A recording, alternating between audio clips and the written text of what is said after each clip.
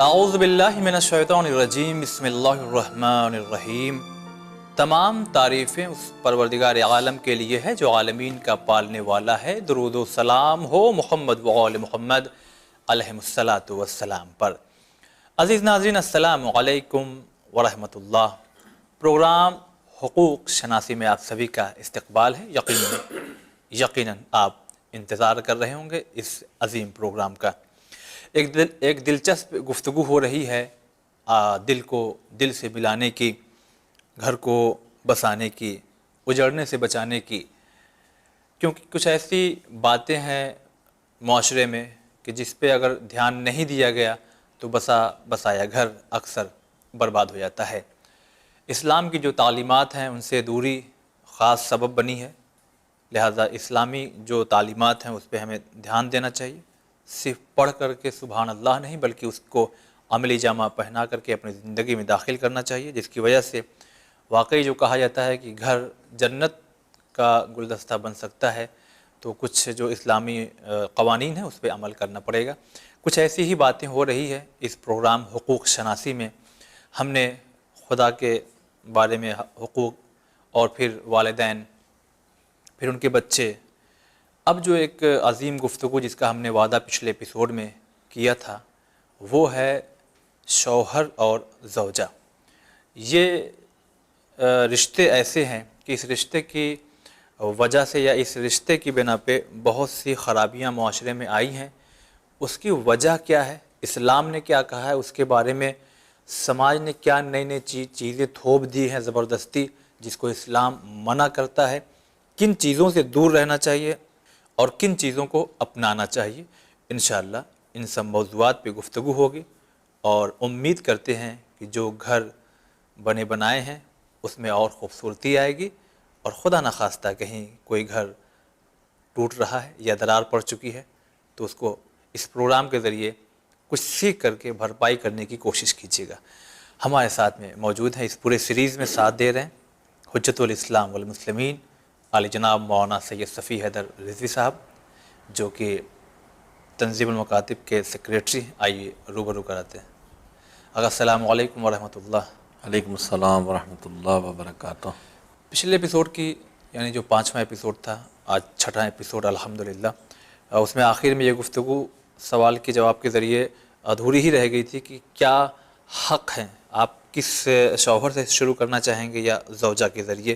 کچھ ایسی باتیں پیش کیجیے تاکہ ہمارے بہت سے ناظرین، بالخصوص جو نوجوان اب اس درجے تک پہنچ گیا ہے جس کی شادی ہونے والی ہے یا ہو چکی ہے، وہ بہت کچھ سیکھنا چاہتا ہے۔ بسم اللہ الرحمن الرحیم۔ میں سید ہوں لیکن رضوی نہیں ہوں، زہدی ہوں۔ میں نکل کر جی میں سب سے پہلے یہ بات وہیں سے شروع کرنا چاہوں گا جہاں سے ہم لوگوں نے شاید پچھلی گفتگو چھوڑی تھی، کہ رشتے اللہ نے بنائے ہیں، سارے رشتے اللہ کے بنائے ہیں، چاہے وہ ماں باپ ہوں، چاہے وہ اولاد ہو، چاہے بھائی بہن ہوں، لیکن ان سارے رشتوں کا آغاز ہو ہی نہیں سکتا جب تک کہ وہ رشتہ وجود میں نہ آئے جسے رشتہ ازدواج کہتے ہیں، شوہر اور زوجہ کے درمیان کا رشتہ۔ باقی رشتوں میں جتنی محبت، جتنی اپنائیت، جتنا انس اور جتنا خلوص پایا جاتا ہے وہ سب اس رشتے سے ہی منتقل ہوتا ہے۔ جی، اگر اس رشتے میں پاکیزگی ہوگی، انس ہوگا، محبت ہوگی، اپنائیت ہوگی تو باقی رشتے بھی اسی خوبی کی راہ پہ جائیں گے، اور اگر یہ رشتہ ٹھیک نہیں ہوگا تو باقی رشتے بھی بگڑیں گے۔ اچھا، قرآن کریم میں اس رشتے کی اہمیت کا اندازہ لگایا جا سکتا ہے۔ پروردگار عالم اپنی نشانیوں میں ایک نشانی قرار دیتا ہے اس چیز کو۔ بسم اللہ الرحمن الرحیم۔ وَمِنْ آيَاتِهِ أَنْ خَلَقَ لَكُم مِّنْ أَنفُسِكُمْ أَزْوَاجًا لِتَسْكُنُوا إِلَيْهَا۔ اللہ کہتا ہے اس کی نشانیوں میں سے ایک نشانی یہ ہے کہ اس نے تمہارے لیے ساتھی بنائے، مرد کے لیے عورت کو، عورت کے لیے مرد کو، تمہارے ہی صنف سے، انسانوں ہی میں۔ کیوں؟ تاکہ تم سکون حاصل کر سکو۔ اس رشتے کا ہدف ہی سکون ہے، لِتَسْكُنُوا إِلَيْهَا۔ تاکہ تم سکون حاصل کرو. خطاب چونکہ براہ راست مرد سے ہے اس لیے تم اپنی زوجہ سے سکون حاصل کر سکو. ٹھیک.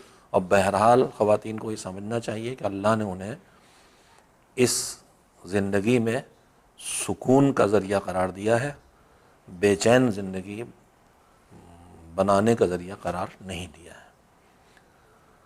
اس کے بعد پروردگار عالم کہتا ہے وَجَعَلَ بَيْنَكُمْ مَوَدَّةً وَرَحْمَةً. جیسے ہی تمہارا رشتہ وجود میں آتا ہے، ایک اجنبی مرد ایک اجنبی عورت ساتھ ہوتے ہیں صحیح بات قانون شریعت کے مطابق، پہلے سے بالکل کوئی کسی کو نہیں جانتا، تب تو چلیے ارینج شادیاں کم ہو گئی ہیں اور زیادہ تر شادیاں خود فیصلے کر رہے ہیں، وہ ایک الگ موضوع ہے. اس کا مکسچر اچھی چیز ہے. انشاءاللہ اس پہ نہ خالص ارینج ہونا چاہیے کہ ماں باپ نے طے کر لیا، اولاد کو بیٹے بیٹی کو پتہ نہیں، اور نہ یہ ہونا چاہیے کہ بیٹے بیٹی نے طے کر لیا، لڑکے لڑکی نے طے کر لیا اور بزرگوں کی کوئی رائے شامل نہیں ہے. شریعت نے ان کا مکسچر بتایا ہے. اور یہ دونوں نتائج جو ہیں اکثر اس خراب کے ہوتے ہیں. نقصانات ہیں، اور اس میں بڑے نقصانات اکیلے طے کرنے والے ماں باپ بھی ہوتے ہیں، کبھی اکیلے طے کرنے والے نئی نسل کے جوان لڑکے لڑکیاں بھی ہوتے ہیں. لیکن جوان نئی نسل کے لڑکے لڑکیوں کے فیصلوں میں جذباتیت غالب، تجربہ غائب، ہاں اور ماں باپ کے فیصلوں میں جذباتیت بالکل نہیں، تجربہ موجود، محبت موجود. تو وہ فیصلے جو پہلے بزرگ اکیلے کر لیتے تھے اور وہ قبول کر لیے جاتے تھے، وہ فیصلے اتنے غلط نہیں ہوتے جتنے یہ فیصلے اب جدید دور کے ہو رہے ہیں. غلط ہوتے ہیں. بہرحال تو قرآن مجید کہتا ہے وَجَعَلَ بَيْنَكُمْ مَوَدَّةً وَرَحْمَةً. اجنبی ملاتے ہی اللہ دو بڑی نعمتیں ان دونوں کو دے دیتا ہے، واہ. ایک مودت اور ایک رحمت. مودت وہ محبت ہے جس کے اندر کوئی غرض چھپی ہوئی نہیں ہے. اس لفظ کے تقدس کو اہل بیت کے چاہنے والوں ذرا کون سمجھے گا. جی جی اللہ نے اہل بیت علیہ السلام سے مودت کا مطالبہ کیا ہے. ہاں وہ قُلْ لَا أَسْأَلُكُمْ قُلْ لَا أَسْأَلُكُمْ عَلَيْهِ أَجْرًا إِلَّا الْمَوَدَّةَ فِي الْقُرْبَى. وہی مودت اللہ کہہ رہا ہے، وہی لفظ مودت ہے، واہ. مرد اور عورت کے درمیان پیدا ہو جاتی جیسے ہی وہ میاں بیوی بنتے ہیں. یہ بہت اچھا لگا ہمیں کہ کوئی غرض نہیں، ایسی ایک محبت. غرض محبت پیدا کرتا ہے. واہ. دوسرا لفظ اس نے رحمہ کا استعمال کیا، رحمت. رحمت اللہ کے لیے وہ چیز وہ دیتا ہے، یہاں دیتا ہے. تو اب اس اللہ کہہ رہا ہم نے اس لیے اس رشتے کو پیدا کیا ہے، اس رشتے کو وجود میں وجود میں آتے ہی ہم یہ دے دیتے ہیں. اب اس کے بعد اگر ہم ان چیزوں کو کھو دیتے ہیں اپنی زندگی میں تو اس کا مطلب یہ ہے کہ اللہ نے جیسے ہمیں صحت دیتا ہے ہم صحت کھو دیتے ہیں، طاقت دیتا ہے طاقت کھو دیتے ہیں، روزی دیتا ہے روزی کھو دیتے ہیں. تو غلطیاں ہماری ہوتی ہیں. اللہ نے یہ رشتہ ان چیزوں کے ساتھ دیا ہے، اگر یہ چیزیں ہمارے رشتے میں غائب ہو گئی ہیں، مودت و رحمت غائب، سکون غائب، اس کے ذمہ دار ہم ہیں. اس کا مطلب ہم نے گڑبڑ کی ہے.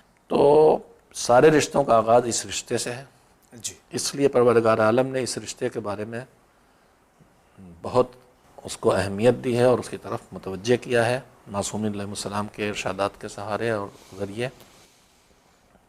اور اس میں دونوں طرف کی ذمہ داریاں رکھی گئی ہیں، اور اگر ان ذمہ داریوں کو روایات میں ڈھونڈا جاتا ہے تو دونوں طرف کی ذمہ داریاں تقریباً مشترک ہیں. جو ذمہ داریاں مرد پہ ہیں تقریباً وہی ذمہ داریاں خاتون پر ہیں، سوائے اس کے کہ جیسے میں نے عرض کیا تھا کسی وقت کہ اللہ نے دونوں کو صلاحیتیں دی ہیں، مشترک صلاحیتیں زیادہ دی ہیں، لیکن کچھ صلاحیتیں مردوں کو ملی ہیں عورتوں کو نہیں ملی، عورتوں کو ملی ہیں مردوں کو نہیں ملی. میری بہنیں ناراض نہ ہو جائیں لہذا میں بتا دیتا ہوں کہ وہ بچے کو دودھ پلا سکتی ہیں جو بچے کی اصلی غذا ہے. باپ بچے کو سینے سے اپنے وجود سے دودھ نہیں دے سکتا ہے، وہ مجبور ہوگا باہر سے دودھ پلائے. جی. ماں بچے کو پیٹ میں پال سکتی ہے، باپ بچے کو پیٹ میں پال نہیں سکتا. تو صلاحیتیں ادھر بھی دی ہیں ادھر بھی دی ہیں. انہی صلاحیتوں کی بنیاد پر کچھ کام اس نے مردوں کے ذمہ کر دیے ہیں اور کچھ کام عورتوں کے ذمہ کر دیے ہیں، مگر اکثر کام دونوں کے درمیان مشترک رکھے ہیں پوری زندگی میں. یہی میاں بیوی کے درمیان بھی ہیں. اللہ نے مرد کے ذمہ اخراجات رکھ دیے ہیں کہ فیملی کا خرچ تمہیں اٹھانا ہے. عورت کے ذمہ گھر چلانا رکھ دیا ہے، گھر کو سنبھال کے جوڑ کے چلانا تمہاری ذمہ داری ہے. واہ. لیکن یہاں بھی دونوں کو ایک دوسرے کا مددگار قرار دیا ہے. اچھا. روایات میں بھی ہیں، آیات بھی اس کی طرف اشارہ کرتی ہیں. پروردگار عالم نے ایک عجیب و غریب نظام بنایا ہے اور اس میں اگر ہم اس نظام پہ ٹھیک سے دھیان دیں تو واقعاً زندگی بہت اچھی اور پرسکون گزرے گی۔ تقسیم کار ہے، اچھا، کچھ ڈیوٹیز معاشرے میں تقسیم کار اللہ نے کیا ہے، ہر کام ہر ایک کے ذمہ نہیں ہو سکتا۔ جو انجینئر اور ڈاکٹر کا کام نہیں کرے گا، جو ڈاکٹر صحیح انجینئر بات کام نہیں کرے گا، ویسے ہی ہر کام خاتون خانہ نہیں کر سکتی اور ہر کام مرد نہیں کر سکتا۔ ڈیوٹی اس لیے بانٹ دی، لیکن پھر کہا ایک دوسرے کی مدد بھی کرو۔ میں اس کی مثال دیتا ہوں کہ اللہ نے ہمارا بدن ہمیں دیا ہے، اس میں اعضاء ہیں ہمارے، ہاتھ، پیر، آنکھیں، زبان، کان، ان کی سب کی اپنی اپنی ڈیوٹی ہے۔ ٹھیک، ہاتھوں کا کام چیزوں کا لین دین کرنا ہے، اٹھانا رکھنا ہے، پیروں کا کام اٹھنا بیٹھنا چلنا ہے، لیکن ان میں اپنا اپنا کام یہ تو کریں گے، لیکن ایک دوسرے کا ساتھ بھی دیتے ہیں۔ میں بیٹھا ہوا ہوں، سامنے کوئی چیز رکھی ہوئی، میں اٹھ کے کھڑا ہوا، اٹھانا ہے مجھے، ہاتھ نہیں پہنچا تو میں اٹھ کے کھڑا ہوا، پیروں مدد کی، جی، پھر ہاتھ پھیلایا، تب بھی وہ تھوڑا اور اونچے پہ رکھی تھی تو پنجوں کے بل کھڑا ہو گیا۔ تو اٹھانے کا کام تو ہاتھوں نے کیا، لیکن اس میں پیروں نے مدد کی اور مدد آنکھوں کی، نے دیکھنے سے مدد کی۔ مدد کر دی پیروں نے۔ یا اس کے بالعکس، بیمار ہوں، کمزور ہوں، گھٹنوں میں تکلیف ہے، زمین میں بیٹھا ہوں، پیروں کو اٹھ کے کھڑا کرنا ہے مجھے، لیکن پیروں میں اکیلے دم نہیں ہے، تو میں نے ہاتھ ٹیکے، اٹھ کے کھڑے ہونے کا کام پیروں کا تھا، لیکن اس میں ہاتھوں نے مدد کی۔ تو یہ تقسیم کار جو اللہ نے کیا، یہ نظام بھی چلانے کے لیے کیا ہے، لیکن اس میں بھی دونوں ایک دوسرے کے مددگار ہوں گے۔ اور ابھی گفتگو میں انشاءاللہ میں روایات پیش کروں گا جی، کہ جہاں ایک دوسرے کے کاموں میں ہاتھ بٹانے کا اجر و ثواب حج، عمرہ اور زیارت اور نماز اور روزہ ہر چیز سے زیادہ بتایا گیا۔ سبحان اللہ۔ تو اب آغاز یہاں سے کرتے ہیں کہ ٹھیک ہے، آپ نے بہت کچھ ہمارے ناظرین کو بتایا۔ میاں بیوی شادی ہو گئی اور ایک وائف اپنے گھر کو دیکھا جائے جہاں تک پلی بڑھی، اور اس کے بعد اپنے سسرال نبی ماحول میں آئی۔ جی وہاں پہ آتی ہے۔ تو ہم چاہتے ہیں کہ آغاز یہاں سے ہو کہ آپ حدیث بھی بیان کیجیے گا، لیکن کچھ تجربات، جی حالات کو دیکھتے ہوئے جی شوہر کا رویہ اپنی زوجہ کے ساتھ، کیونکہ ایک نئے گھرانے سے، ایک نئے ماحول سے آئی ہے آپ کے یہاں، تو شوہر کا اور شوہر کے خود خان یعنی گھر والے جو ہیں ان کا رویہ اس سے آنے والی لڑکی جو اب اس کی زوجہ ہے کیا ہونا چاہیے؟ دیکھیے، جو آئی ہے لڑکی، اس کو یہ سمجھنا ہے کہ جو کچھ اب تک میری عادتیں تھیں، میرا ماحول تھا، وہ سب یہاں مجھے نہیں ملے گا، مجھے یہاں اپنے کو ایڈجسٹ کرنا ہے۔ جو گھر والے جس گھر میں آئی ہیں ان کو بھی سمجھنا چاہیے کہ یہ میرے گھر کی پلی بڑی نہیں ہے، ہمارے یہاں کی گھر عادتیں نہیں سیکھی ہیں اس نے، اس کی کچھ الگ زندگی رہی ہے، تو ہم کو بھی کہیں کہیں ایڈجسٹ کرنا چاہیے۔ میں اس سلسلے میں ایک عام معاشرتی اصول، زندگی کیسے بسر کی جائے، اس سلسلے میں چاہے وہ میاں بیوی کی زندگی ہو، چاہے وہ پڑوسی کے ساتھ ہو، چاہے رشتہ داروں کے ساتھ ہو، چاہے بزنس کے پارٹنر کے ساتھ ہو، ٹھیک ہے، سب کے لیے کچھ معاشرتی اصول ہیں کہ اگر ان اصولوں کا خیال رکھا جائے، سماجی اصول، تو ہر جگہ زندگی اچھی ہو سکتی ہے۔ اس میں ہمارے 8ویں امام حضرت علی رضا علیہ السلام نے ہدایت دی ہے کہ انسان کو اللہ نے سمجھداری دی ہے، صحیح، ذہانت دی ہے، کمزوری کو دیکھنا، عیب کو سمجھ پکڑ لینا، نقص کو ڈھونڈ لینا، یہ اللہ نے دیا ہے، ضرورت ہے زندگی کی، اس لیے دیا اس نے۔ گڈھا اگر نہ دکھائی دے ہمیں تو گر پڑیں گے، تو اور گڈھا دکھائی دینا چاہیے۔ صحیح بات ہے، مگر اس کے ساتھ اللہ نے ہمیں ایک صفت اور دی ہے، کیا؟ غفلت۔ کبھی کبھی بالکل سامنے کی طرف بات کی طرف بھی آدمی متوجہ نہیں ہو نہیں ہوتا ہے، بالکل سامنے سے ہو جاتی بات اور ادھر توجہ نہیں ہوتا۔ دیتا ہے۔ بہت سے لوگ ہیں جن کے ہاں غفلت ہی غفلت ہے، مغفل ہی کہلاتے ہیں، کھوئے ہوئے، غائب، کوئی سلام کرے پتہ نہیں، راستہ چل رہے پتہ نہیں، ٹکرا گئے۔ بہت سے لوگ اس کے الٹے ہوتے ہیں جن کا کام صرف ان کو صرف کمیاں دکھائی دیتی ہیں، عیب اور نقص دکھائی دیتے ہیں۔ ہر اچھائی میں بھی وہ کمی نکال ہی لیتے ہاں، وہ بھی ان کا، اور یہ ان سے بھی اونچی کوالٹی والے ہیں کہ جو اچھائی کو بھی برائی بنا دیتے ہیں۔ ہیں۔ جی، لیکن ایسے بہت ہیں جن کو اچھائیاں نہیں دکھائی دیتی، صرف خرابیاں دکھائی دیتی صحیح بات ہے، ہیں۔ کچھ وہ ہیں جو بیچارے مغفل ٹائپ کے ہیں۔ امام کہتے ہیں کہ زندگی پرسکون بسر کرنا ہے تو ایک اصول بناؤ۔ کیا؟ جیسے ایک گلاس پانی، ایک گلاس ہے، ہم شربت، چائے کسی چیز سے بھرتے ہیں تو ہم جتنا چاہیں اتنا ڈالیں، آدھا، چوتھائی، پون، پورا۔ امام نے فرمایا کہ اپنے وجود کو ایک برتن کی طرح قرار دو ٹھیک. جس کے 3 حصے ہوش مندی پہ ہوں، ہوش مندی کے ہوں، ذہانت کے ہوں، سوجھ بوجھ کے ہوں، سمجھداری کے ہوں، کہ سمجھ لیا، تاڑ گئے، پکڑ لیا، دیکھ لیا. لیکن 3 حصے سوجھ بوجھ اور سمجھداری اور ذہانت کے ہوں، مگر ایک حصہ غفلت کا ہو. ایسا ہو کہ دیکھ کے بھی لگے نہیں دیکھا، سن کے بھی لگے نہیں سنا، سمجھ کے بھی لگے کہ نہیں سمجھے. امام نے فرمایا 3 حصے زندگی کی سمجھداری کے رکھو، ذہانت کے رکھو، سوجھ بوجھ کے رکھو، اور ایک حصہ غفلت کا رکھو، تو خود بھی چین کی زندگی جیو گے، دوسرے بھی زندگی چین کی جئیں گے. لیکن اگر تم نے ہر کمی کو پکڑنا شروع کر دیا تو خود بھی اپنی زندگی کو عذاب بنا لو گے اور دوسروں کی زندگی بھی دوبھر کر دو گے. اگر آگا یہیں پہ اگر ہم لوگ اپنی بات ختم بھی کر دی جائے تو جو ناظرین واقعی سارے لوگ سمجھدار ہیں، لیکن اسی بات پہ بس اسی رسی کو تھام لیا جائے تو واقعی بہت بڑا سارے زندگی کا ٹکراؤ اصول ختم ہے، ہو جائیں گے. بہت بڑا زندگی کا معاشرتی اصول ہے، اور اللہ ہم سب کو توفیق دے کہ ہم ہر جگہ اس پہ عمل کر سکیں، دیکھ کے اندیکھے بن جائیں، سن کے انسنے بن جائیں. چوتھائی زندگی میں چوتھائی حصہ امام نے اس کی مقدار بھی بتا دی ہے کہ اگر اس سے زیادہ غافل ہوئے تو کام بگڑے گا، اور 75% سے زیادہ ہوش مند بنے تو بھی کام بگڑے گا. تو ہی بگڑے گا. تو دوسرے ہم اجنبی ماحول سے نکل کے آئی ہے، اجنبی ماحول میں آئی ہے، عادتیں الگ ہیں. ہمیں پہلے دن سے نہیں دیکھنا چاہیے کہ بالکل ویسے ہو جائے جیسے ہماری گھر کی پلی ہوئی بیٹی ہے. پھر یہ بھی دیکھنا چاہیے ہو سکتا ہے وہ کوئی اچھی چیز لے کے آئی ہو، تو اس اچھی چیز کو ہم یہاں آنے دیں. صحیح صحیح. اور اپنی بیٹیوں سے بھی میں کہوں گا کہ وہ اپنی سسرال میں آ کے دلیل یہ نہ دیا کریں کہ ہمارے یہاں ایسا ہوتا ہے، دلیل یہ دیا کریں کہ اللہ ایسا کہہ رہا کرنے کو، اور اس کو بھی دھیرے دھیرے کریں. وہ بھی پہلے دن 25% سب کچھ نہ کر ڈالیں. میں اپنے بیٹوں سے، جوانوں سے بھی کہوں گا کہ آپ کو کچھ کمیاں اگر محسوس ہو رہی ہیں اپنی زوجہ میں، بیوی میں، تو سب ایک دن میں ٹھیک نہیں ہوں گی، دھیرے دھیرے ایڈجسٹ کیجئے. صحیح بات. تو ایک تو یہ خیال کرنا چاہیے سسرال والوں کو کہ اجنبی ماحول میں آئی ہے، ایک دم سے کیسے ایڈجسٹ ہوگی. دوسری ایک چیز اور ہے جو میں نے محسوس کی ہے کہ نئی زندگی جب شروع ہوتی ہے تو ظاہر دونوں اجنبی ہیں، صحیح. چاہے پہلے سے جان پہچان رہی ہو، چاہے خود طے کی ہو شادی، مگر ہیں اجنبی، ساتھ نہیں رہے ہیں، ایک دوسرے کو پوری طرح نہیں پہچانا. آپ پہچانیں گے، کمیاں بھی ایک دوسرے کو محسوس کریں گے، لڑ بھی جائیں گے. جی. لیکن اللہ نے مودت و رحمت ان کے بیچ رکھی ہے، جی وہ آئے گی پلٹ کے. آئے گی. میرا تجربہ یہ ہے کہ جو نئی شادیوں میں بگاڑ کھڑا ہوتا ہے اس میں زیادہ تر بڑوں کی دخل اندازی سے ہوتا ہے.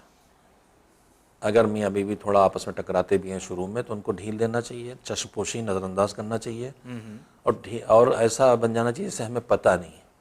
بزرگوں کی دخل اندازی جہاں شروع ہوتی ہے وہاں معاملات بگڑتے چلے جاتے ہیں. ورنہ میاں بیوی ویسے ہی لڑتے ہیں. میں نے بھی شادی کی ہے، میری بھی جوانی گزری ہے، بالکل لڑیں گے، لیکن جیسے بچے لڑ کے مل جاتے ہیں، اکثر بچے لڑ جاتے ہیں، سگے بھائیوں کے بچے لڑ گئے، پھر تھوڑی دیر بعد مل گئے، وہ مل جاتے ہیں، لیکن بڑے اگر شریک ہو گئے تو وہ لڑتے رہتے ہیں. بچے لڑ کے مل جاتے ہیں، وہ لڑتے رہتے ہیں. وہ لڑتے رہتے ہیں. تو میاں بیوی کے جھگڑے میں بھی بہت چھوٹی باتوں پہ ہوتے ہیں، مٹ جاتے ہیں. دونوں ایک دوسرے کے ضرورت مند ہیں، زیادہ دیر الگ نہیں رہنے والے ہیں، یہ جو رہ بات نہیں ہے نا پائیں گے. وہ آیت والی کی رحمت جو یہ ملا کے رہتی ہے. ہاں، مودت و رحمت ہے، وہ کھینچ کے واپس لائے گی. پھر یہ دونوں ایک دوسرے کے ضرورت مند ہیں، یہ زیادہ الگ نہیں رہ پائیں گے، مگر بڑے دخل اندازی نہ کریں. بیٹی کو گھر بلا کے بٹھا لیا، ادھر کی اماں نے کہہ دیا کہ بیٹے سے کہ نالائق ہے، اسے واپس کرو. بڑے دخل اندازی نہ کریں تو معاملات بہت کم بگڑتے ہیں. جہاں بڑوں نے دخل اندازی کی وہیں بگڑے. اب جب معاملات واقعاً اور حقیقتاً بگڑ جائیں تو پھر قرآن مجید کہتا ہے کہ کنبے کے لوگ، وہ بھی ماں باپ کا لفظ نہیں ہے اس میں کہ بیٹی کے ماں باپ یا بیٹے کے ماں باپ، کنبے کے لوگ معاملہ بیچ میں پڑے اور معاملات کو نپٹائیں. اس وقت بھی نپٹانے کے لیے کہا گیا ہے، لڑنے کے لیے نہیں کہا گیا ہے. سمجھا بجھا کر کے کچھ نہ کچھ کریں، ٹھیک کریں اسے. جی. تو یہ 2 بنیادی باتیں ہیں، بڑے دخل اندازی نہ کریں، اور زندگی کو صرف ہوش مندی کے ساتھ بسر نہ کیا جائے بلکہ تھوڑا چشم پوشی، اغماز، نظر انداز کرنا، اس کو بھی شامل رکھا جائے. یعنی اپنا بڑکپن دکھاتے رہنا چاہیے. ہاں، اسے بڑپن کہہ لیں، تجربات ہے بھائی، نوجوان اس کو اتنا بہت کچھ شاید نہیں معلوم ہوگا. اسے تجربہ کہہ سکتے ہیں، بڑپن تو نہیں کر رہا کچھ. اچھا. اگر چھوٹے کوئی لغزش کر رہے ہیں، ہم چشپوشی کر رہے ہیں تو یہ کوئی بہت بڑپن نہیں ہے. جی جی. اچھا، یہیں پہ ایک بات ہم کہنا چاہیں گے، تھوڑا سینسیٹیو موضوع ہے، ناظرین سمجھنے کی کوشش کیجیے گا اس کو. کبھی کبھی پھر وہی بات جو ہم نے شاید دوسرے ایپیسوڈ میں کہی تھی، ایموشنلی بلیک میل، ماں باپ کی اطاعت ہر صورت میں جو ہے الگ الگ انداز سے، کتابوں کے ذریعے بھی، منبر کے ذریعے بھی، تقاریر کے ذریعے بھی، کہیں نہ کہیں سے کہ ماں باپ کی خدمت کرنا ہے چاہے کچھ ہو جائے۔ اب اس کا، اب میں یہ تو نہیں کہوں گا کہ غلط فائدہ اٹھایا جاتا ہے، مگر اس کا یہ کیا آپ کیا کہیں گے کہ کبھی کبھی یہ ہوتا ہے کہ ماں باپ، جیسا کہ بھی آپ نے کہا کہ بڑے جب دخل دینے لگتے ہیں، شوہر اور بیوی کا جو حقوق ہے آپس میں، شوہر اگر خیال رکھ رہا ہے یا زوجہ شوہر کا خیال رکھ رہی ہے اس طرح سے، تو کبھی کبھی یہ کہتے ہیں کہ جو میں کہوں گا وہ ہونا چاہیے، اطاعت والدین ہونا چاہیے، چاہے اس میں زوجہ کا حق مارا ہی کیوں نہ جائے۔ یہاں میں دو باتیں کہنا چاہوں گا۔ پہلی بات تو یہ ہے کہ اللہ نے جو حقوق رکھے ہیں ان کے ساتھ فرائض بھی رکھے ہیں، فرائض رکھیں۔ اور جو اصول بنائے ہیں ان اصولوں کا کبھی کبھی ہم مس یوز کرتے ہیں۔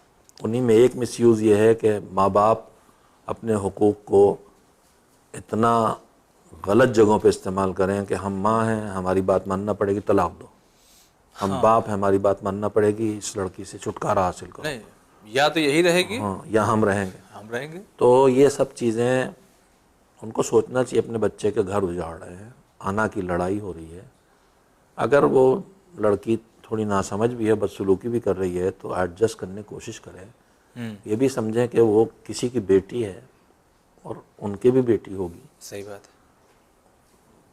ان کی بیٹی کے ساتھ یہی سب کہیں اور ہو تو انہیں کیسا لگے گا؟ سر پیٹیں گے۔ اس وقت بیٹی نہیں تو آگے بیٹیاں ہوں گی، بیٹا ہے صرف، ہماری کوئی بیٹی نہیں ہے، لیکن اس بیٹے کے تو بیٹی ہوگی انشاءاللہ، اس کے ساتھ ہو تو کیا ہوگا؟ تو جو سلوک ہم اپنی بہو کے ساتھ کر رہے ہیں، یہ سوچ لیں کہ ہماری بیٹی جب بہو بن کے جائے گی، پوتی نواسی، ان میں سے کسی کے ساتھ سلوک ہوگا تو ہم برداشت کر پائیں گے کہ نہیں؟ اگر ہم کو لگے کہ ہم نہیں برداشت کر پائیں گے تو پھر ہم یہ بھی سوچیں کہ یہ سلوک جو ہم کر رہے ہیں اس کے ماں باپ کیسے برداشت کریں۔ جی، یہ ناانصافی کی بات ہے، نہیں ہونا چاہیے۔ ایک تو مس یوز ہے، صحیح۔ الہی عنایات کا مس یوز، بولنے کی الہی طاقت، عنایات کا مس یوز۔ ہاں، ہم نے بولنے کی طاقت اس نے دی، ہم اس سے زبان سے لوگوں کی توہین کرتے ہیں۔ اس نے عقل دی، ہم سازشیں رچتے ہیں۔ یہ سب عنایات الہی کا مس یوز ہے۔ اسی میں سے ایک مس یوز یہ بھی ہے کہ حقوق کے نام پر، ماں باپ کے حقوق کے نام پر یہ کام کیا جائے۔ تو ایک تو یہ مس یوز ہے۔ دوسری بات یہ ہے کہ ماں باپ محترم ہے اپنی جگہ، صحیح۔ بیٹے پر اس کا احترام بہت ضروری ہے، ان کا خیال رکھنا بہت ضروری ہے، لیکن اکیلے ماں باپ ہی اس کے نہیں ہیں جن کا اسے حق ادا کرنا ہے، اسے اپنے بھائی بہنوں کا حق بھی ادا کرنا ہے، اپنی خالہ اور پھوپھی اور چچا ماموں اور دوسرے رشتہ داروں کا بھی۔ انہی حقداروں کی فہرست میں اس کی بیوی بھی ہے، تو اسے ان حقوق کی ادائیگی سے روک کے ظلم اپنی اولاد پہ کر رہی ہے ماں یا باپ۔ جو ان کی ذمہ داری، بیٹے کی ذمہ داری اپنی بیوی کے لیے بنتی ہے، جی، اس سے روکنے کا مطلب اپنے اولاد پہ ظلم کر رہی ہے۔ صحیح بات۔ بات یہ ہے، اس میں جڑ تک جانے کی جو میں نے کوشش کی ہے، دیکھیے ہمارے گھروں میں عملاً گھر کے اندر کی حکومت خاتون خانہ کے ہاتھ میں ہوتی ہے۔ جب شادی ہو کے بہو آتی ہے تو میں کہتا ہوں کہ اب ایک حکومت جا رہی ہے اور ایک حکومت آ رہی ہے۔ آ رہی ہے۔ جانے والی حکومت چھوڑنے پہ تیار نہیں، آنے والی حکومت انتظار کرنے پہ تیار نہیں۔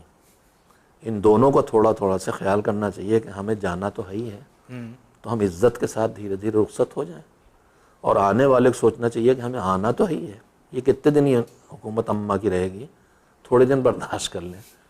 حقیقتاً یہ دو حکومتوں کا ٹکراؤ ہوتا ہے، اور اس میں ماں باپ کو شوق سے بہو لاتے ہیں، مگر جب بیٹے کی، اب بیٹا صرف ماں تھی، صرف باپ تھے، ماں کی طرف ساری توجہ تھی، اب وہ انسان تو وہی ہے، اس کے پاس وقت بھی وہی ہے، وسائل بھی وہی ہیں، اسی میں سے تو کچھ جائے گا بیوی کی طرف، صحیح بات۔ تو ادھر سے کچھ نہ کچھ تو کم ہونا ہے۔ بالکل۔ تو اس کے لیے ماں کو باپ کو تیار رہنا چاہیے، اور یہ بھی سوچنا چاہیے کہ جب ہماری شادی ہوئی تھی تو ہمارے میاں اگر ہمارے ساتھ ایسے نہ پیش ہوتے، وہی کرتے جو ہم اپنے بیٹے سے کروانا چاہتے ہیں اس کی بیوی کے ساتھ، تو ہمارا حشر کیا ہوتا، ہمیں کیسا لگتا۔ تو اس میں پھر تجربے کار ماں باپ، میں ان سے زیادہ گزارش کروں گا کہ وہ سنبھالیں۔ وہ تو نئی نسل ہے، اس کو تو سکھانا ہے، سنبھالنا ہے، جذباتی بھی ہیں، مگر اس کے ساتھ ساتھ میں اپنی بیٹیوں سے بھی کہوں گا کہ شوہر کو اللہ نے آپ کی محبت اس کے دل میں دے دی ہے، اس محبت کا مس یوز نہ کرے، اسے گناہگار نہ بنائیں کہ وہ اپنے بزرگوں، اپنے بھائی بہنوں، اپنے ماں باپ، اپنے عزیزوں سے دور ہو جائے۔ جی جی، کبھی کبھی ادھر سے بھی روایات میں یہ ہے کہ خواتین کی اچھی صفتوں میں ایک اچھی صفت یہ ہے زوجہ کی کہ وہ اپنے شوہر کے لیے دین کی پابندی میں مددگار ہو، دین کی پابندی، واہ سبحان دین اللہ۔ کی زندگی، دینی زندگی بسر کرنے میں مددگار ہو۔ مشہور جملہ ہے، مجلسوں میں پڑھا جاتا ہے کہ پیغمبر گرامی نے اپنی بیٹے کو رخصت کرنے کے بعد جب پہلی ملاقات کی ہے تو مولا علی سے پوچھا تھا کہ میری بیٹی فاطمہ کو کیسا پایا؟ کیسا پایا؟ تو مولا علی نے ایک جملے میں بتایا کہ نعم العون علی العبادہ، عبادت الہی میں بہترین مددگار پایا۔ اللہ تو کنیزان زہرا ہیں۔ عبادت کا مطلب خالی نماز پڑھنا نہیں ہے، عبادت کا مطلب ہے اطاعت پروردگار مطلقاً۔ جی تو پھر بہترین زوجہ وہ ہے جو اپنے شوہر کی مددگار بنے کہ وہ اپنی ذمہ داریوں کو ادا کرے، روزی کمانے کی ذمہ داری، کنبہ چلانے کی ذمہ داری، ماں باپ کی خدمت کی ذمہ داری، جی رشتہ داروں سے رشتہ جوڑ کے رکھنے کی ذمہ داری، دوست احباب اور عزیزوں اور پڑوسیوں سے تعلقات کو برقرار رکھنے کی ذمہ داری، صحیح بات ہے۔ ان ساری ذمہ داریوں کو ادا کرنے میں معاون و مددگار ہوں۔ چلیے آقا، بہت شکریہ۔ اس محدود سے وقت میں لامحدود تو نہیں کہہ سکتے، لیکن پھر بھی کچھ ایسی باتیں ناظرین آپ تک پہنچ چکی ہیں کہ اس کے ذریعے یقین کرتے ہیں کہ بہت سے حضرات فائدہ اٹھائیں گے، بالخصوص نوجوان اور جو بزرگ حضرات ہیں۔ تجربہ تو خود رکھتے ہیں، لیکن تجربات کے ساتھ ساتھ قرآن اور حدیث جب یہ باتیں معصومین علیہ السلام کی شامل ہو جاتی ہے تو خدائی مدد بھی ہوتی ہے۔ ان سب باتوں پہ غور و فکر کیجئے۔ واقعی یہ حقیقت ہے کہ ٹھیک ہے ماں باپ سے محبت تھی، لیکن زوجہ کے آنے کے بعد ظاہر سی بات ہے محبت کا کچھ حصہ وقت ادھر بھی دینا پڑے گا، اور شریعت کا بہرحال حکم بھی ہے۔ اس کو سمجھنے کی کوشش کیجئے، شریعت کی پابندی اس کا لحاظ رکھتے ہوئے زندگی گزاریں گے تو انشاءاللہ دنیا کے ساتھ ساتھ آخرت بھی خوبصورت ہو جائے گی۔ ابھی یہ موضوع مکمل نہیں ہوا ہے، انشاءاللہ اگلا ایپیسوڈ جو ہوگا تو اس میں کچھ ایسی باتیں جو اسلام نے کہا ہے کہ شوہر ایسا کرے، زوجہ ایسا یہ عمل کرے۔